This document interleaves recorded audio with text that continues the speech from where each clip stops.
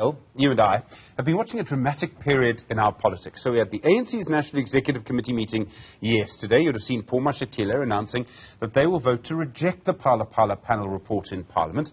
At the same time, late last night, that decision by Parliament's Programming Committee to move the parliamentary debate to next week. So only next week that MPs will actually debate and vote on the report. All of this ahead of the ANC's conference, which starts on Friday next week. That's before I even bring in the Sky News report about the Sudanese and Dubai-based businessman who basically has now said he's the person who gave the $580,000 to President Cyril Ramaphosa's farm in return for the 20 buffalo, which he would now like a refund, please. Dr Levy Ndou is a political analyst and politics and public policy lecturer at the Tshwane University of Technology. Dr Ndou, good evening to you. So many different places to look at. Let's start with the ANC-NEC decision. Looks like the NEC, well, let me ask you, does it look like they're supporting President Ramaphosa, or is it that they don't want Parliament to move against their leader, which could be different things? Stephen, thank you for having me, and good day to the viewers at home. I think mainly it's about both. Firstly, that the ANC wouldn't love to find itself in a situation where one of their own, who is the president, is being removed from position by the opposition. It's something that, as the ruling party, they wouldn't love to see that happen. Number two, the ANC has a history of constantly and always supporting their leaders. And as long as the ANC is the one that has not as yet decided on the fate of their leaders, they would actually not allow that to be done by somebody else except themselves. And I think it's important to note that as long as the ANC has the majority in Parliament, and as long as the proposal for their leaders is actually coming from other political parties, that is one thing that the ANC will never allow to happen, because they would not love a situation where they're actually embarrassed, and they wouldn't love a situation in which they are seen to be following the opposition. So in either way, it is both.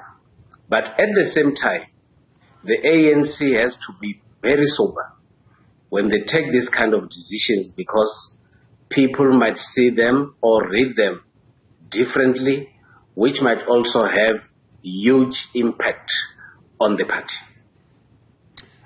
So the NEC is due to meet again this week. The conference is next week. How do you read what happens? Are they going to keep things as they are till the conference? Nothing's really going to change before the conference. Would that be the right reading of it?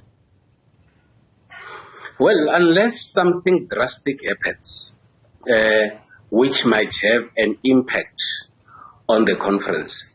And when I look at the activities in the ANC, it appears as if they would want to have all these other issues put aside so that they have to focus on the conference. Look, there are many things that the leaders of the ANC are supposed to be focusing on that relates to the conference. But the unfortunate circumstances are actually dragging the ANC into dealing with all these other issues.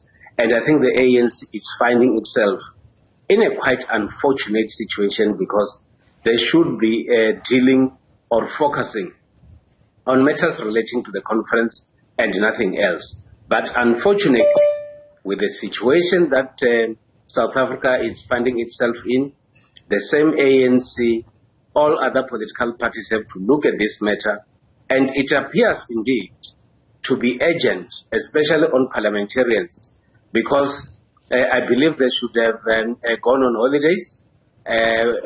Unfortunately, they felt that they need to deal with this kind of a situation. So it means that it's emergent time for both the ANC and other political parties. And unfortunately, all these matters point at the door of the ruling party, the ANC. By my count, at least 3 people who represent the ANC in Parliament have said that the President should step aside over Phala Phala.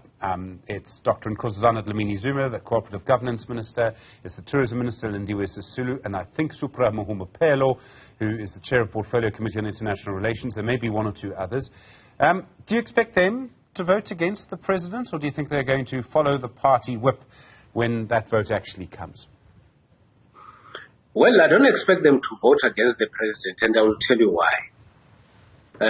I think it's important to separate processes of the ANC and the processes of government.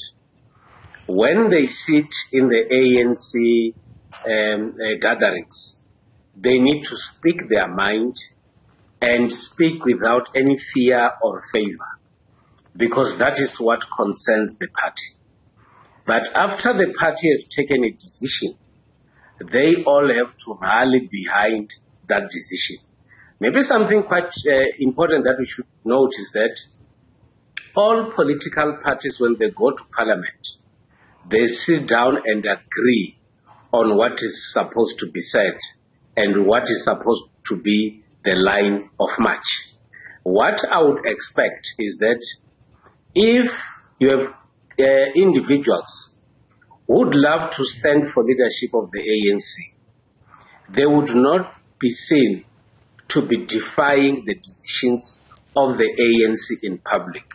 Because firstly, that is tantamount to ill discipline, and number 2, they might actually lose their chances to be elected in the party positions because they would be seen to be ill disciplined and not following the party decisions. So that is a very tricky situation that these members would actually be finding themselves in. It is also very correct for members of other political parties to talk a lot about voting with conscience. That is the very right frame to use. But unfortunately, you do that because you want to influence members of another political party to defy their party. And unfortunately, in the world of politics, it does not work that way. And I would argue that members of other political parties, if they defy their party decisions, action is taken against them. So I think the same will still happen with the ANC.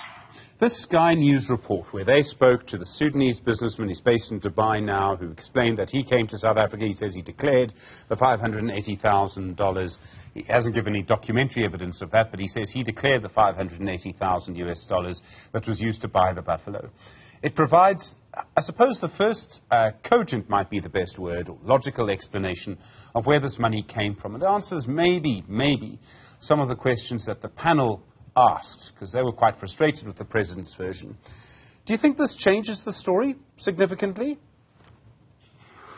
Well, I don't see, it should be part of the investigations, which I'm not quite competent in. But I think that what has come out, which appears to be consistent, is that somebody appears to have bought the animals at the farm. Whether the money is declared or not, is something else. What then becomes another story is that the buyer appears to be saying that he or she was not aware whether he's actually buying from the President of the Republic. So it also raises many other questions. But what appears to be the case is that indeed there was money available, and this money was actually meant to buy animals. And what then the investigators, in my view, should deep would be whether indeed there was declaration of the money, why did the money was kept there for a longer period of time. And when I read the report, there is a word that is used that says that it appears as if there was a suspicious buyer of the animal. So the biggest question will be, what makes the buyer to be suspicious?